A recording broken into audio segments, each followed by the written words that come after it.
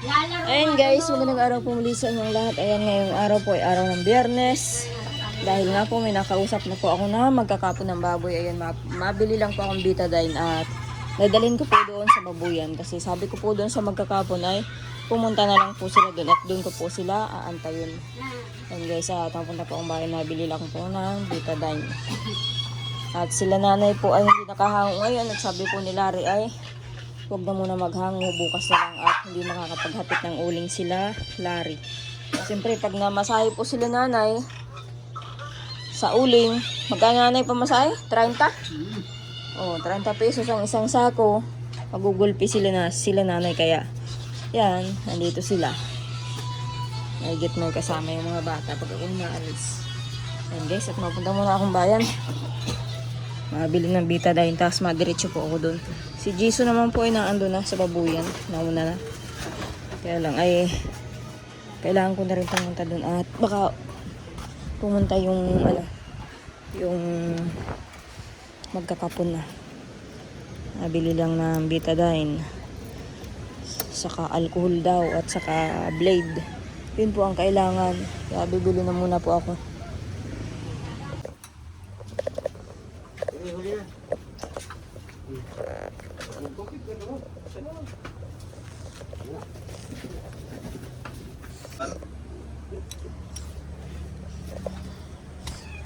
Oo, matigas na yan ay. Matigas na, saka ano na. Malakas na pati yan. Malakas na yan. Hawakan mo, Jason din.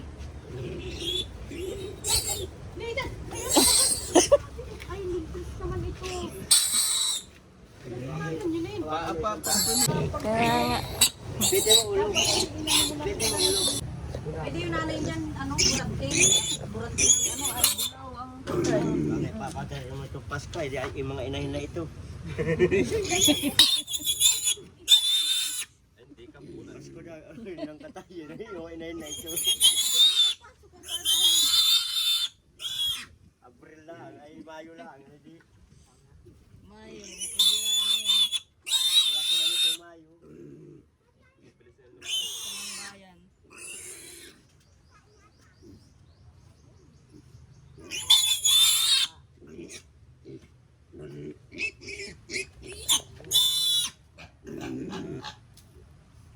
Yan, pag natin ko tao ganito na, magkakatain eh.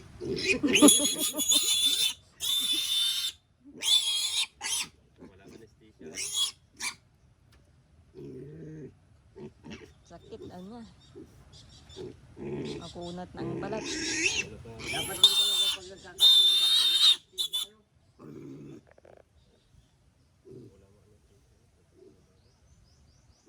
Para hindi mo siya nasasaktan naman. Hindi, pag nakapunta na siya, 15 days yan. Wala yan. Hindi siya nakakagawa ng ano. Malambot pa.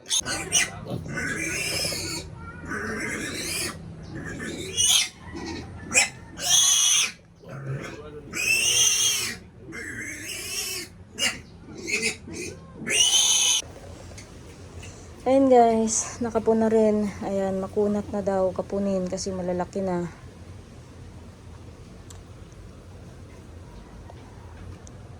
Hindi po yan yung kausap ko na inuuli-ulian. Buti nga po guys at may nagkapon. Yan po ay kinausap ko lang po ay kagabi. At kahapon nga po pinuntahan ko din po yan ay wala naman po siya. Kasi naglako ng isda. Kaya ngayon lang na puntahan. Ay ginampot na kapon na. Alam niyo po guys, sabi nga po sa akin, mga kapitbahay namin, pangit daw mag-alaga ngayon ng baboy kasi mura po ang baboy ngayon. Ang baboy daw po ngayon ay 3,500 na lang. 3,000 hanggang 3,500. Ganun daw po ang presyo ng baboy ngayon. Kaya kung ibibenta po ito, wala pong mangyayari, lugi. Kasi simula pa po nung maliliit pa sila, nag-supply na ng gatas, pilis na pang-biik. Laki po na gastos, tapos mura ang baboy. Sa palengke nga po, ang bili ko nung inulam namin ay 350 ang 1 kilo. Pero ang buhay daw po ngayon, ang buhay ng baboy, kung halimbawa magbenta ka po ng patiner, ay 160 na lang o 150. Sobrang mura po talaga ng baboy sa buhay. Pero iba po kasi ang presyo ng yung katay na ay, katulad po, bibili ka ng ulam sa palengke, katay na yun, 350 po yung kilo. Pero pag buhay, ibibenta mo 150 or 160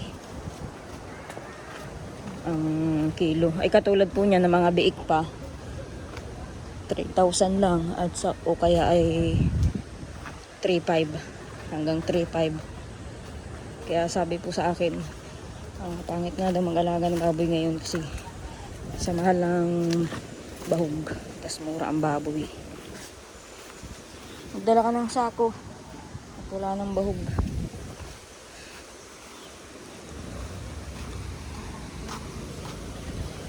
Sabi ko nga po, kung may bibili sana niyang mga biik na yan, makaubos lang nung bahog na nasa bahay, naibenta na. Kaso pahirapan daw po magbenta ngayon, sabi po nung nagkapon.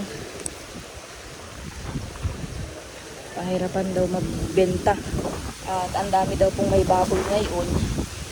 Ang dami nga daw po nagbibenta ay hindi mabenta-benta, walang buyer. Kaya mahirap din magbenta. Ayan na, umulan na. Kasilong. Ay. Lamig.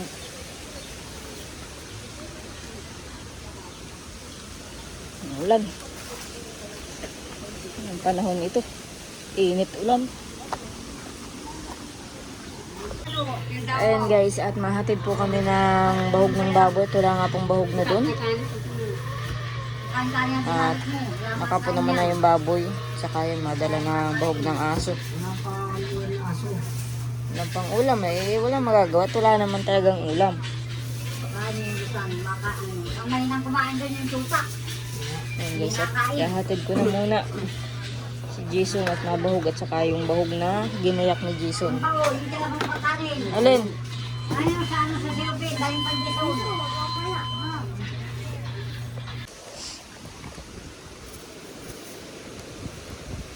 Ayan guys, at si Jason na lang po ang madiretso. Tuloy mabahog po siya ng baboy. Huwag mong papaliguan, Jason, ha. Huwag mong babasain. At bagong kapon nga po, bawal basain na. Grabe ang hangin sa labas. Ay, napipilad dagay doon sa dinadaanan baga. Kasing dagat. Nahapa yung motor paghatid ko kay Jason. Saan? Yun sa tulay, tas doon sa unahan. Sa may beach. Grabe ang hangin. Lamig ay. Wala pong init. Buti nga po at nagkapon ng baboy yung magkakapon. Kahit hindi mainit. At ganyan, makulimlim na ulan. Kumbaga ay natigil naman ang ulan. Kaya lang di naman napakita ang araw. Nilalaro ka ate dyan ng aso. Mahango kayo ng uling bukas? Ito dyan? Mahango kayo ng uling bukas? Ha? Kasama. Ay, saan ka mapunta? Tawag ka sa bahay? May bisita kang madating doon? Ha? May bisita kang madating? Wala. Bakit ate dyan ang hikaw mo ting-ting? Walis ting-ting oh. Diyan mo oh. Ba't ting-ting yan ate dyan hikaw mo? Ayaw mo maghikaw? So dyan? Ayaw mo maghikaw? Siyempre, may susugat. Ay anong gusto mong hikaw? Yung silver? Susugat. Ano nga ang gusto mong hikaw? Ginto? Ay ano? Yung parang ginto? Ha? Ito ba natin punta? Oh, silver, hindi yan na itim. Silver.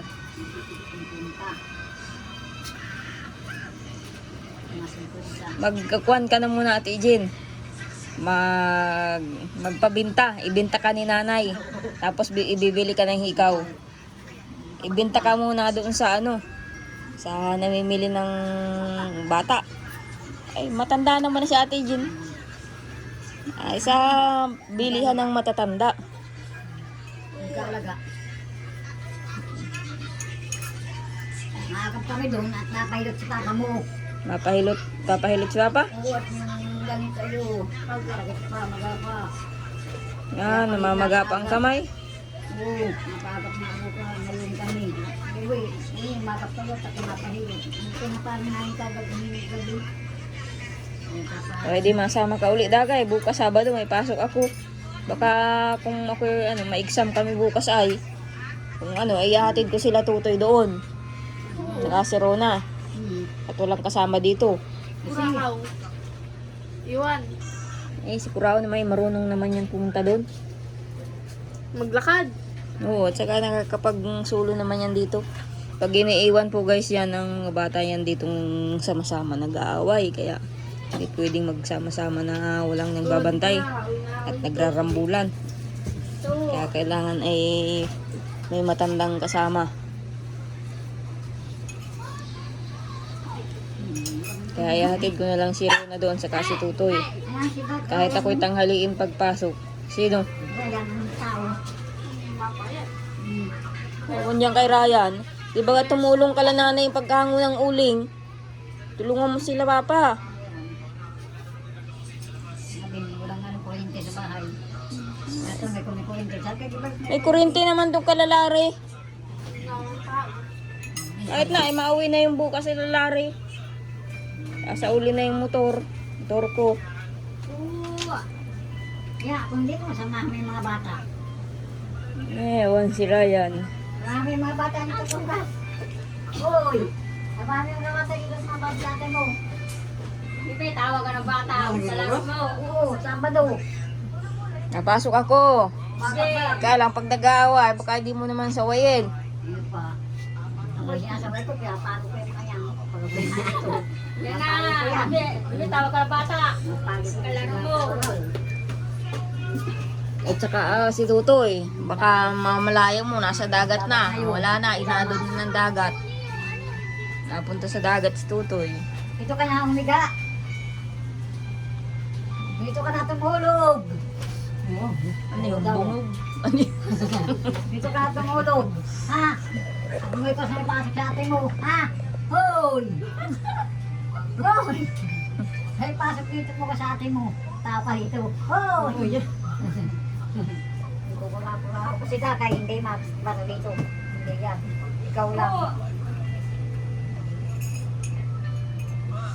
Wala na pating gana si Dagay mag-review ng mga lesson. Para na rin si Kulao. May mga reviewin ay mag-i-exam na kayo. Katapusan. Hindi ka na nagre-review. Wala na. Hindi mo niya maintindihan. Hindi mo naiintindihan baga? Ayan o ka. Napapag-graduate kita naman. Yan. Oh, sinati dyan tayo. Titingnan lang niya. Mga eskwela na. Patawak. Papag-graduate kita naman. Kaya nag-graduate ka ng tugas.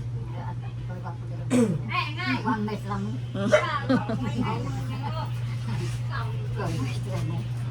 Kaya lang. Anay, tanggalin mo na yung rice cooker. Ano, maalis na kayo? Ayos na si Papa mga mapahilot. Maglakad na kayo. Maglakad na kayo. Naaambon pa yata. Lakas ng hangin dyan sa dinadaanan nyo. Sa dadaanan nyo.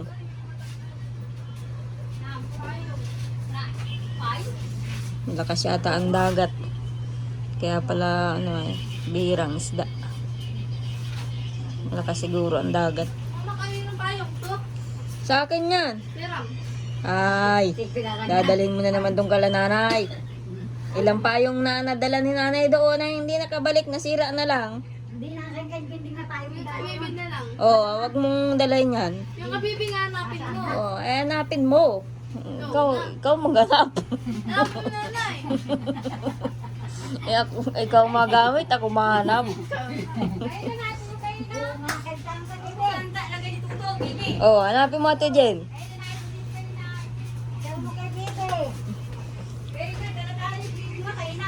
Sabihin mo.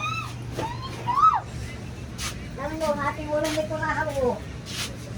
Wala na ba si Bibi? Alis.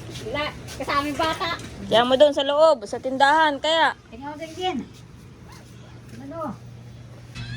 Ayan guys, at dahil nga po gabi na, ayan, matutulog na po kami ng mga bata. Dito po kami sa sala, natutulog, at sa loob po ay hindi po kami kasya. Nalalaglag po yung aming mga paa. Kaya dito po kami sa sala. At syempre, nandito si Ryan kasama namin. Dito siya matulog ngayong gabi. And guys, dahil nga po nakapuna yung baboy po namin, maraming salamat po kay Ate Baby, dun po sa mag-asawa, kasi sila po yung nagbayad sa pagpapakapon. Ayan, maraming salamat po sa inyo, Ate Baby, dun po sa pinambayad po sa kapon ng baboy. And guys, maigi nga po at nakapon na po yung baboy.